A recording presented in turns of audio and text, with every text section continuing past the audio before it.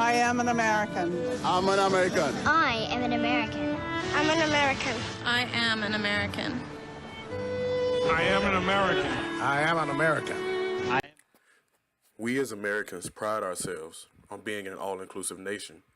More than any other nation in history, the United States has opened its shores to foreign immigrants. America follows the philosophy of e pluribus unum, which is one nation for many people. In 1858, Abraham Lincoln stated that even immigrants that have no blood relation to America can grasp the greater bonds created by the principles that define the United States. However, a question has come up recently in regards to this belief. Anyone can accept America. However, one must ask, can America truly accept everyone? One group in particular has been struggling to acquire this acceptance. I am American. I am America.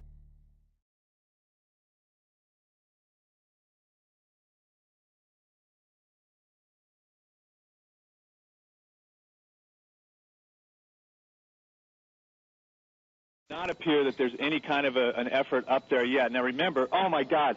Oh my God. That looks like a second plane. In order to observe Muslim-American relations in the present, we must first look at a key factor in the discussion from the past.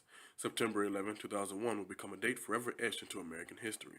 Despite the many wars the United States has taken part in, as well as attacks we've suffered like Pearl Harbor or the Black Tom explosion, we had never experienced an attack the likes of the September 11 terrorist attacks. As such, they will become the most monumental attack in the history of the United States.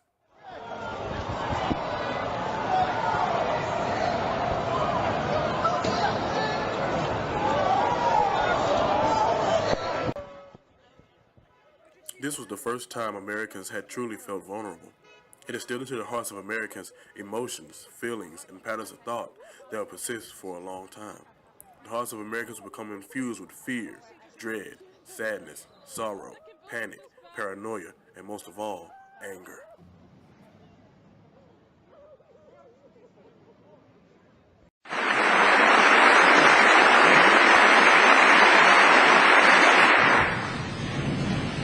Tonight we are a country awakened to danger.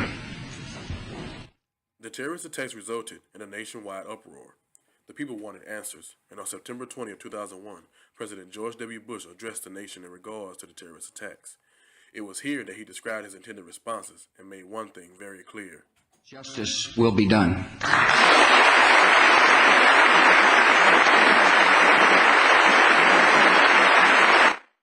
So began the War on Terror, an era in our country that would rock Muslim relations in the United States for years to come.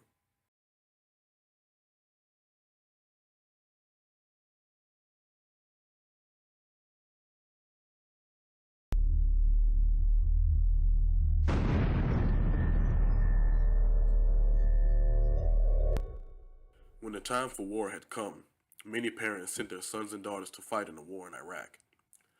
Many noble sacrifices were made in the name of freedom, and massive casualties were experienced on both sides. Gold stars decorated many homes and vehicles, and for a long time, many felt that the war would never end. On May 2nd, 2011, the United States military launched Operation Neptune Spear, in which Osama bin Laden, the founder and head of the terrorist group Al-Qaeda, was found and killed. With the success of Operation Neptune Spear, President Barack Obama addressed the nation to let them know that Justice has been done.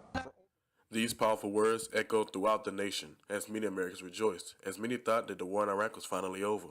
However, Iraq wasn't the only home of war, as back in the United States, a different kind of war being waged, the war on the Muslim identity.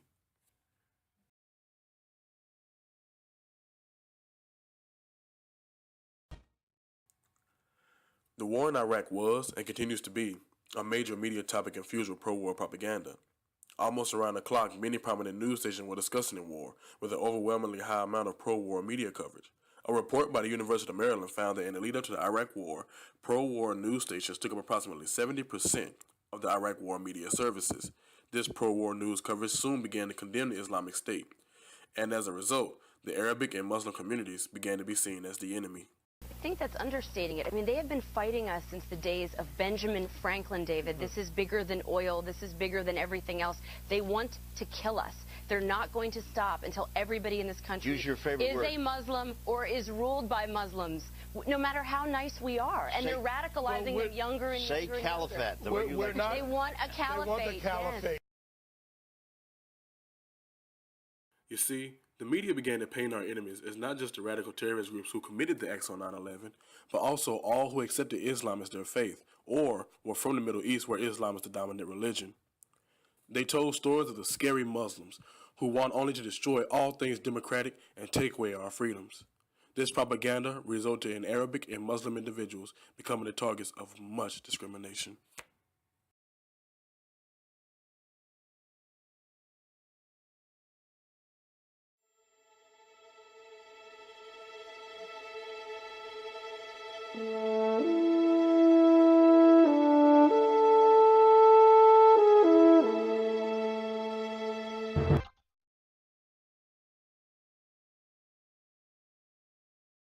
I don't really like the word Islamophobia, but that kind of anti-Muslim rhetoric or fear of Islam because of international events beyond any of our controls. You know, there's a little bit of fear, concern, which is beyond that to dislike and active anti-Muslim rhetoric. And so now it's not just about race, it's about faith. So there is that arena. However, I believe once you start treating people as human beings and you start engaging, then you have an opportunity to therefore counter that. It's not easy, it's not quick, but at the moment Muslims are the new other around you know, Europe. And I think even from what I see and witness, even within the United States, which is a great shame, because they're a tremendous part and they've been a part of our history for hundreds and hundreds of years. And there were stakeholders in our past, and Muslims are stakeholders in our future. And it's about making sure that we give opportunities to all communities to build our shared future together.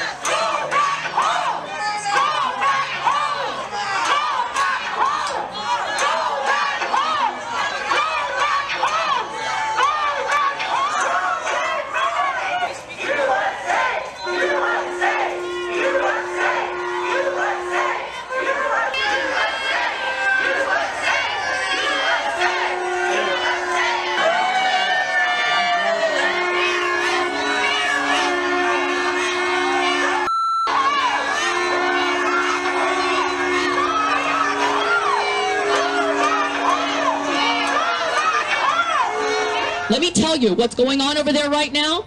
Make no bones about it. That is pure, unadulterated evil. That's right. And I don't even care. I don't even care if you think I'm crazy anymore. Because I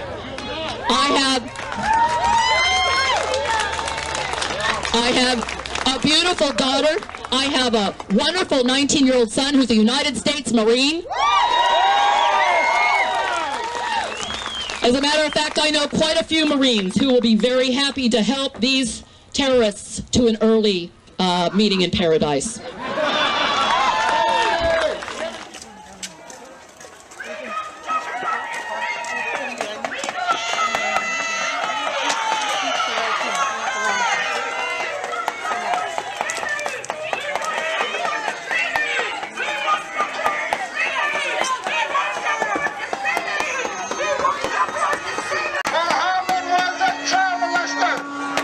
Muhammad was a pervert. Muhammad was a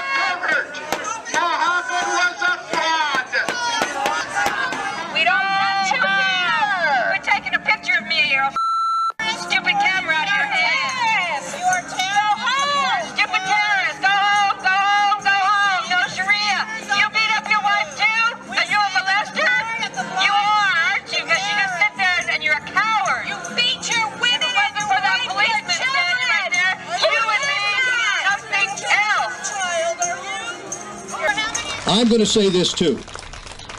A big part of the problem that we face today is that our children have been taught in schools that every idea is right, that no one should criticize others' positions, no matter how odious. And what do we call that? They call it multiculturalism. And it has paralyzed too many of our fellow citizens to make the critical judgment we need to make to prosper as a society. That's the only reason I'm here today, is to give you a flag and to say I'm proud of you, I'm proud of what you're doing, I'm proud of this country and what we believe in, and let's not let people who disagree with destroy it. God bless you. Thank you.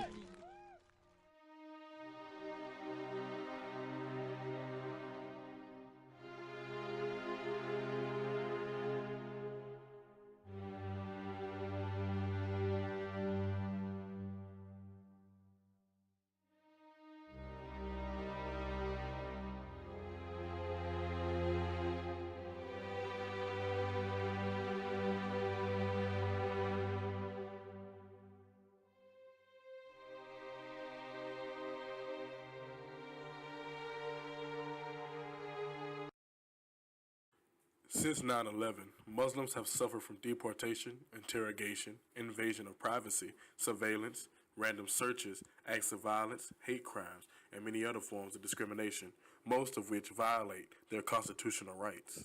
They're known as New York's finest, ubiquitous on city streets and in city subways.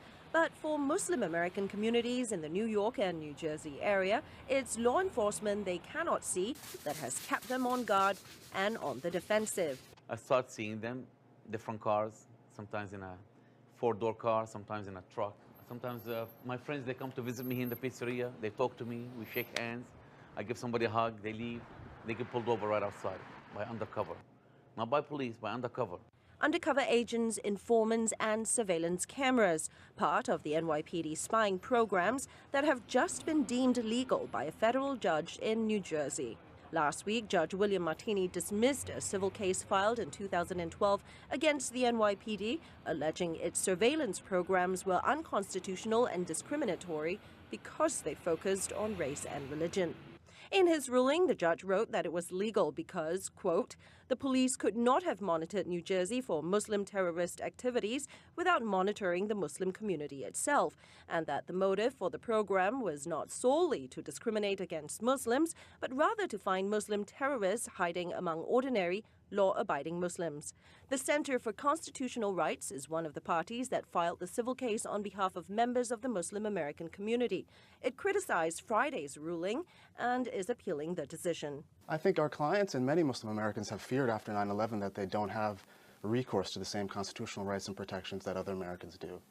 This decision, I think, confirms their worst fears. The case was filed after internal NYPD documents made public by the Associated Press news agency showed, among other revelations, that the NYPD had set up databases on mosques and Muslim-owned businesses. There's really no aspect of Muslim American life in New Jersey, in New York, the tri-state area, and beyond that the NYPD didn't attempt to map out, define, and investigate or follow. Critics of the NYPD spying programs may have lost the New Jersey case, but they remain hopeful about a similar case being filed in Brooklyn, in which lawyers are expected to show evidence that the NYPD's surveillance programs have seriously hurt the Muslim community. Li Ling Tan, CCTV, New York.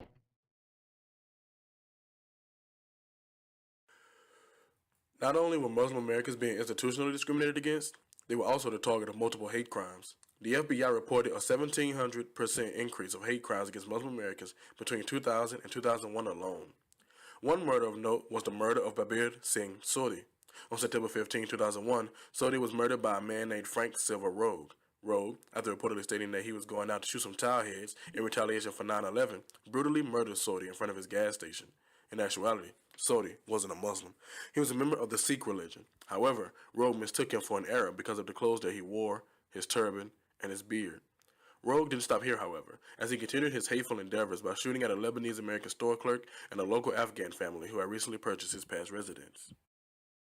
This event would prove to be the first of many hate crimes that the Muslim and Arab community would have to endure.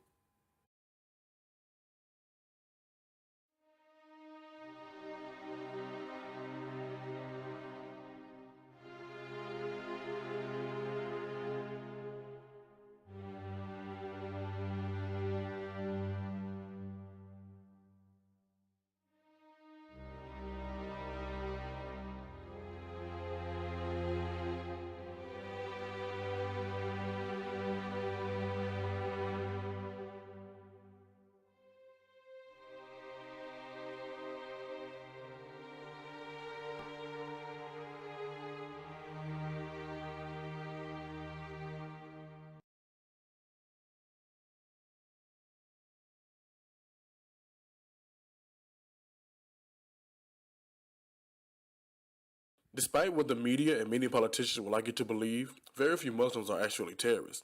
This chart from a study conducted by the University of Texas at Austin shows that the Muslim terrorist population is 157,000 times smaller than the non-terrorist population. It is so small, in fact, that in order for it to even be seen on the chart in the first place, it had to be magnified by 10. To complement this, an FBI report found that only a small percentage of terrorist attacks carried out on U.S. soil between the years 1980 and 2005 were perpetrated by Muslims.